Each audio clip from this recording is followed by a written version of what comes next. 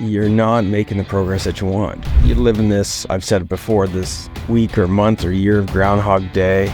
Maybe you've just recently looked at your financials for the last year, or maybe just a few months ago you sat down with your accountant and you're like, where the fuck did all the profits go? I made more sales potentially, and I don't have the profits to show it. I got actually less profits.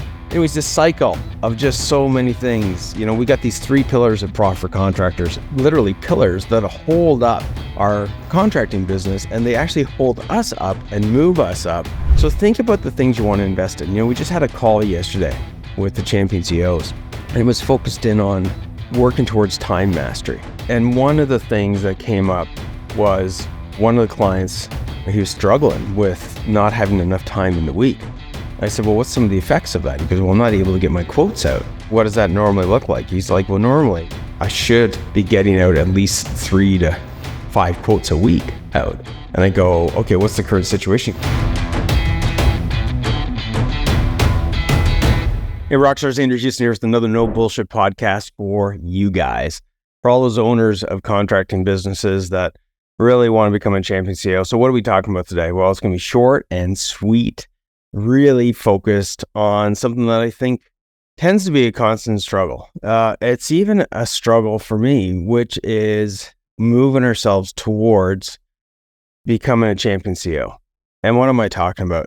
You know, with the way that the world is going, with all the things that we have on our plate, just being a contractor in itself, there's lots of challenges. There's lots of curveballs, you know, back to not long ago was COVID. And then, then the effects of prices going up, material shortages. It just goes on and on. We're constantly dealing with labor shortages. And really, as an owner of a company, you get so sucked into all those challenges, the effects of those challenges, and it's really tough to get unstuck. So today we're going to talk about getting unstuck. So when we talk about what does stuck look like, Stuck's going to look a little bit differently for all of you, but there's going to be some common denominators. One of the common denominators is back to what I just said earlier. You're not making the progress that you want. You live in this, I've said it before, this week or month or year of Groundhog Day. Maybe you've just recently looked at your financials for the last year, or maybe just a few months ago you sat down with your accountant and you're like, where the fuck did all the profits go? I made more sales potentially, and I don't have the profits to show it. I got actually less profits. Anyways, this cycle of just so many things. We got these 3 pillars of profit for contractors, and these 3 pillars are sort of like the core, literally pillars that hold up our contracting business, and they actually hold us up and move us up, to go from where we're currently at to moving ourselves towards becoming a champion CEO, which is really getting the things out of our business that we wanted, getting the freedom, getting the control, getting the wealth to live the lifestyle that we want. And that's why we got in the business in the first place, right? So let's come back to getting unstuck. So I'm not going to wave a magic wand today. I never am out to wave a magic wand on these no bullshit podcasts, because it literally is it's literally bullshit. But what I want to give you today is just some quick, I want to give you permission to pause. I don't care if that's in the truck for the next 10 minutes or so, and just pause. If you're in the office listening to this, or wherever you're at on the treadmill or what have you, just to pause and think about some of these things that I want you to focus in on. And just the fact of pausing is one of the core things that we've got to do to move our business forward. A really good mentor of mine, Keith Cunningham, never met him in person, but he's got some really good content out there. He's not focused specifically on contractors, but very focused on the financial side of things. And he's owned lots of different businesses. And he says one of the most important things, so this is one of the things that we want to look at, is thinking time. And right now I want the next, remaining minutes here to be thinking time like a champion CEO. And I want to get you to first of all, give you permission to think like a champion CEO. And I want to give you some insights of what are some of the ways that we can think like a champion CEO and the positive effects of being able to do that. By the way, this doesn't take long. You're not going to have to really write anything down today. Super easy, short and sweet. These are things that, back to thinking time. That's what we're going to focus in on today, is the thinking time about what are the things we got to look at and consider as a champion CEO. So step number one is we want to take the time, and it could be 5 minutes, 10 minutes. All right. And it's small little increments of having the right level of focus that's going to give you massive, massive gains. I'm not joking. It's small, little, tiny areas that if we take a step back, it can actually get us to see things the way that we need to see things to solve the problems we've got. Because too often, we're stuck back and we're stuck in that hole of just too many things coming at us, and we don't have the time or take the time to think like a champion CEO. So let's think right now this morning like a champion CEO. So one of the things I want you to think about, so this is one of the principles of thinking like a champion CEO, is to have as clear of a vision as possible. In other words, right now, just think about what is it that you want to get out of your business. So what is it that you want to achieve as far as where is it that you're trying to go? So let's just look at this like we're going on a trip. Some people have the ability who have traveled a lot, who are avid, travelers, experienced travelers, and they can think out years. They can go, hey, I want to go to China in 3 years. In 2 years, I want to go to Ireland. In a year from now, I want to go to Africa, whatever it is.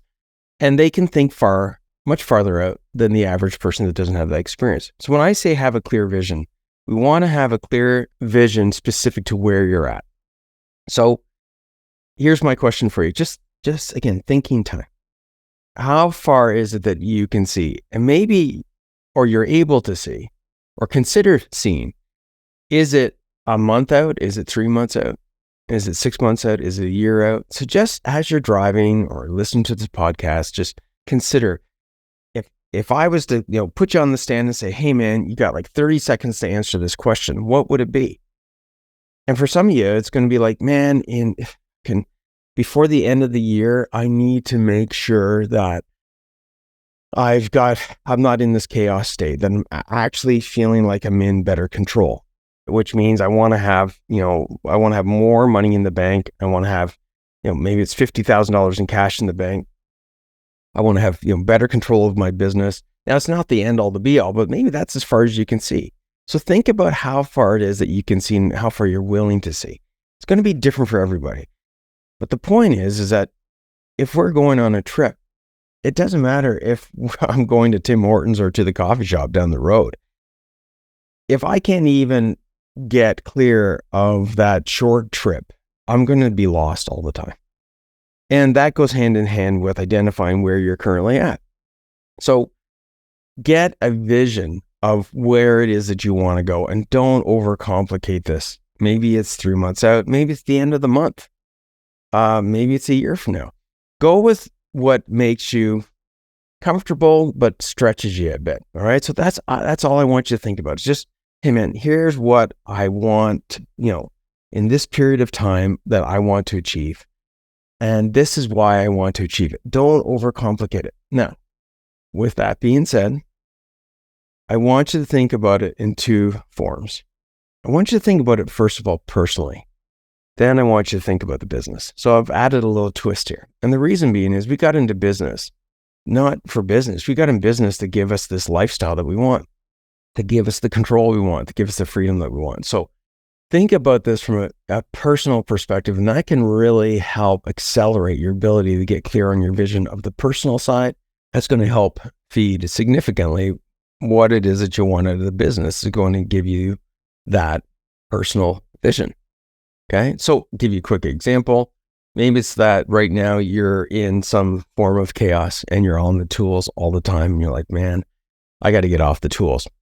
You guys have heard this from me all the time. It's okay to be on the tools, but we got to always be working towards getting off the tools so we can work on higher value tasks. So let's say that is you, and to some degree, you want to get off the tools. All right. Again, this might be different for everybody. So, but on the personal side, if we started with, you know what, I want to be home. I'm never home for dinner. I want to be home at least 2 to 3 times a week. That's going to be my goal, by the end of the month or in the next few months. Now, then we can say to ourselves, all right, so in order to do that, what are the things that are really sucking me back such that I'm not able to be home for dinner? And now we can be more specific. Is it paperwork that you're doing? Is it getting quotes out? what are those things? And it's probably going to be more than one, but now we can get more articulate in what are the things that, we've got to do and look at delegating or eliminating or systemizing, or what are the things we got to keep in order to address our ability to be able to be home. Okay, so don't overcomplicate it. It's going to be different for everybody. The first thing is use your thinking time, leverage your vision. Number two, we've got to look at, which goes hand in hand with our vision, we've got to look at investing in our business.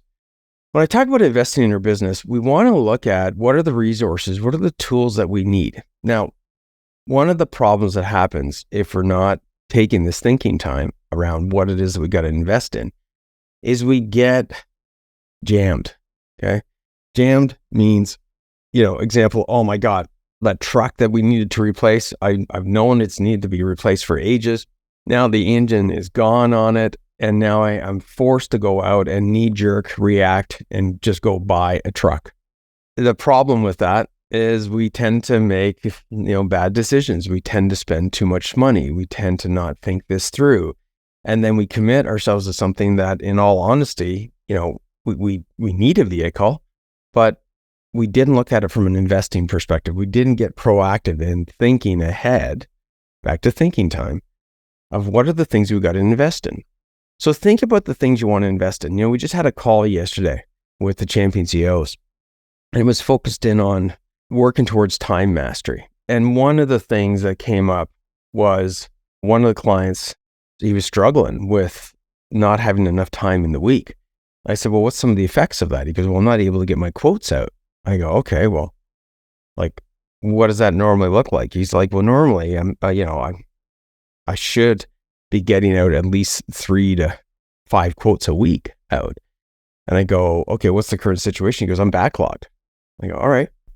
How many of those do you typically win? And he's like, 70, 80% of them. I said, all right. And what's the future look like as far as, work? And he was saying that he needs to get these quotes out so he can keep getting work and keep making money. And then I asked, again, a couple more questions, just back to thinking time. So you guys think this through as well. And maybe this is, really resonating with you. But, when we're looking at this and we're thinking about, this thinking time, and we're thinking about the value of our time, when I asked him, what are some low skill, low value tasks that you're doing? And we had this preloaded list. And he's like, well, I'm actually dealing with a lot of paperwork and admin stuff, like filing, going through emails and things of that nature. And it turned out he actually has an admin. He never stopped to think about how much time he was putting in doing that. It was roughly 4 hours a week. So get ready for this really quickly. Then answer the question when I said, well, how much profit do you make per job? Because the average job size, is about $10,000 to $15,000. And bottom line net profit that I make, not gross profit, but net profit is about $1,000 or more per job. I said, interesting. How long does it take you to get a quote out? He says, about an hour. So if we took the 4 hours and applied that to the quoting, what would happen? And guys, honestly, he said, oh my God, I would make a ton of profits and have work lined up. And it's like, okay, last couple of questions. How much do you pay this admin person? And he basically was paying this admin person, I'm going to be straight up because it's a VA, from overseas. He's paying this person, even below minimum wage. But for them, that's really good money, right? And I go, dude, you're worth more than minimum wage. So just by him pausing and thinking, he's now, as of this Monday, going to delegate those low skill, low value tasks. He's going to get those quotes out, and now going for minimum wage per hour of tasks, he's now actually worth, no joke, over $1,000 an hour, guys. Now this is thinking like a champion CEO. So what are the things that you can look at investing in? Okay. Now it's funny, when I was talking about investing, I talked about buying a truck. Buying tools, buying resources is definitely a form of investing, but investing in what you're doing is one of the greatest forms of investment.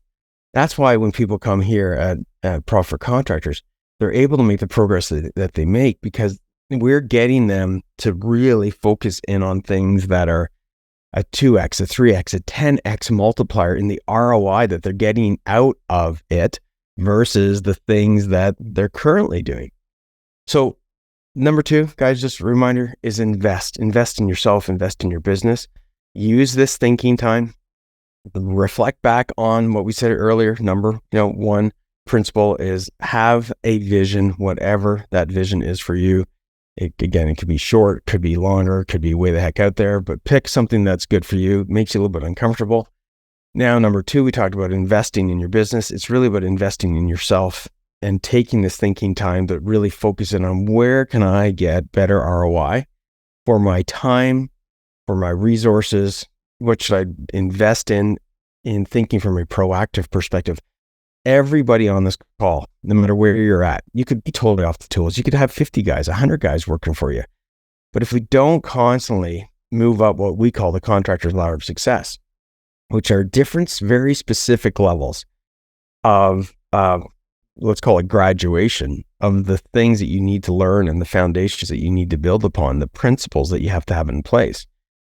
It doesn't matter where you're at. We always have to constantly be looking ahead on what are the things that we gotta work towards versus what are the things that we're currently working on. The last one is focusing in on growth, okay? So when we're looking at focusing on growth, this is where we gotta really think about what is growth. Growth, a lot of times when I say this to a contractor, they think about, so Andrew, you're talking about increasing sales. No, I'm not talking about increasing sales. Maybe that is what it is you want to do, but growth to me is getting back more, okay? I call it like leverage.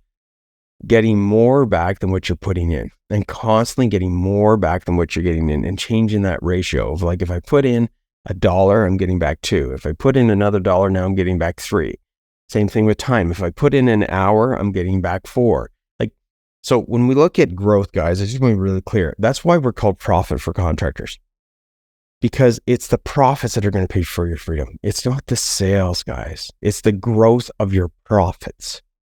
Okay. I would rather have a contracting business focusing on, let's say you're a $10 million contractor, you're making hardly any profits. I'd rather you be a $6 or $7 million contractor instead of making 10 points at 10 million, making 30 points at 7 million or 20 points at 7 million. And again, even if you're at $1 million contractor, I would rather do $750,000 and make 20, 30% net profit than making 10% and working so hard for so little. And you can scale that all the way down to even if you're a $500,000 contractor a year or $250,000 contractor a year. Growth is not about sales. Growth is about getting your profits to increase and leveraging your profits to pay for your freedom. All right. So think about growth. And I'm not bashing larger contractors. We love working with larger contractors. And the reason, one of the biggest things about working with a larger contractor is the bigger the contracting business, the easier it is to find the opportunities. I'm not shitting you.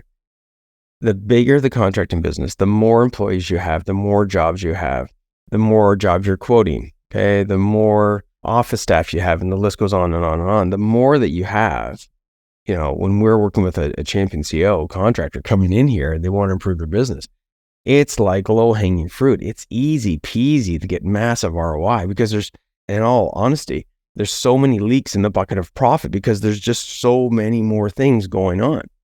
Now, that doesn't mean that a smaller contractor can't get massive growth. Look at what I just explained earlier, just the example of one of our champion CEOs, Sam, who now is going to take his value from minimum wage task to now making, doing tasks that are over $1,000 an hour. I mean, in like less than a week, that's going to happen. So when we say focus on growth on the right things, growth on getting you freedom back, growth on getting you to spend more time with the family, growth on being able to afford those trips and travel where you want to go with them or do the things that you want to do that you've always wanted to do, on the personal side, growth on making us really become a champion CEO and think like a champion CEO on those higher value tasks and really learn what are the skills needed to become a champion CEO. And it is a lot. It's a lot of things there's also a lot of opportunity. So let's get focused on growth, the right type of growth.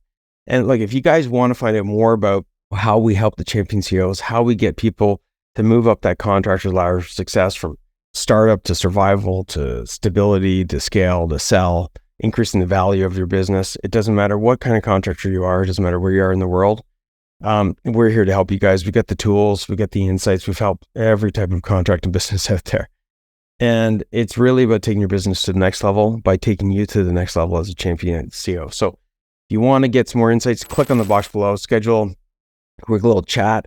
It's complimentary. We'll get you guys insights on, what are the roadblocks that are holding you back? What are the, specific action steps that you can take to get beyond and get through those roadblocks to get you the results you want and get you to have better clarity of what are the things you got to be working on, what are the things you got to be delegating, eliminating, systemizing, and what are the really important things you need to be keeping or bringing in, and start working on, letting go of the smaller stuff, bringing in the bigger stuff to grow your business. So I'm Andrew Houston with another No Bullshit podcast for contractors.